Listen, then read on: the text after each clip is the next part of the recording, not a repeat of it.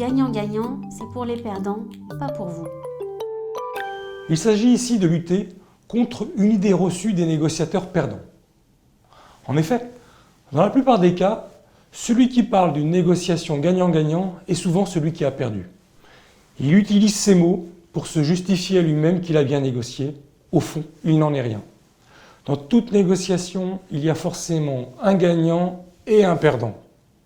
Le gagnant est celui qui a réussi à convaincre l'autre personne qu'il avait intérêt à donner le maximum de satisfaction à ses demandes. Le perdant est celui qui n'avait pas d'autre choix que d'accepter. Beaucoup considèrent que l'objectif d'une négociation est de trouver un accord gagnant-gagnant. Il n'en est rien. Le bon négociateur est celui qui va faire accepter à l'autre tout ce qui lui est favorable en lui expliquant pourquoi c'est également bon pour lui. Le bon négociateur est celui qui réussira à convaincre l'autre que son point de vue va dans le sens de ses intérêts à lui. Autrement dit, si tu me dis oui, tu y gagnes aussi. Vous comprenez dans ce cadre que celui qui évoque un accord gagnant-gagnant est en fait celui qui a perdu la négociation. Alors, oubliez le gagnant-gagnant.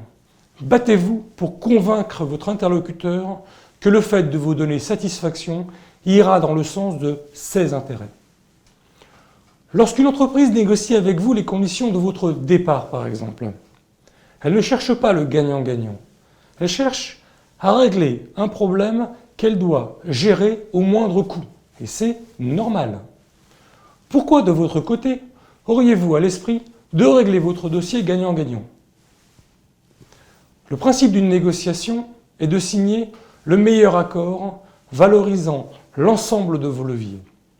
Ne croyez pas qu'une entreprise vous donnera de bon cœur 20 mois de salaire si elle ne considérait pas que cela était la meilleure solution pour elle.